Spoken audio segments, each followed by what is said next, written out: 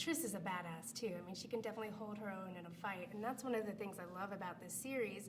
It's sort of a part of a new wave of heroine that, no shade on Forbes, doesn't need a man to survive and to function. And you can really see that in the film too. Like when you were in Forrest Fear Simulator, going across the bridge where it was super high up, and then you jump into the building and Triss comes after her, and Ford does a turn around to help Triss out. And I love that about this relationship.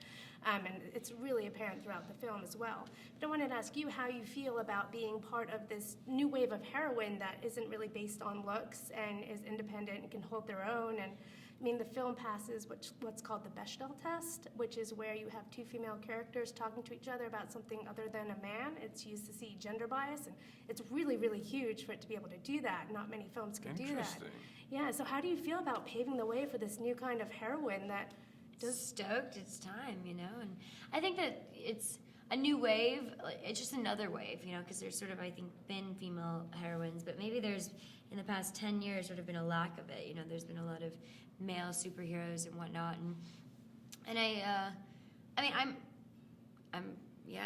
just, I guess, honored would be a word, because I am so dedicated to that in my own personal life. And I think that it's interesting that you brought up that test or that scale or whatever you were mentioning, because one of my favorite things about this series is that Triss and Christina are friends, and that they're not envious or jealous of each other. They're supportive of one another, and they've got each other's backs, which that simple idea of sisterhood is not often exemplified in films, especially young adult franchises. There's always some sort of, oh, we got to fight over the dude, or we got to be this, or we got to be that, and I think that that's really special, and I feel very, very grateful to be able to talk about that, because sisterhood has played such a big role in my own life, that to have it in a big franchise like this is really neat. I think Veronica, the author of this book, I mean, it's one thing for me to sort of bring Triss to life, but she's really the base of all of this creation. I mean, she's the one who created a relationship that was based on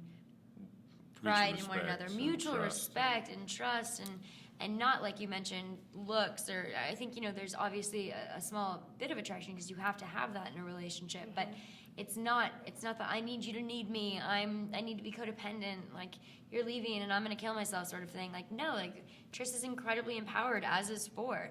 They don't need each other. They're not taking slices from each other's pies. They're just adding some whipped cream on top, which is, I think, how, really healthy relationships flourish for a long time. I think it's such an important lesson, too, to teach, especially with this audience, like a younger teen audience, to sort of help have those relationships, and that you can support other women as well without tearing them down. Because I think even in real life, I think women have a tendency to be competitive and tear each other down. It's totally true. Somebody was like, why don't you think, there's more movies where there are those types of relationships between women?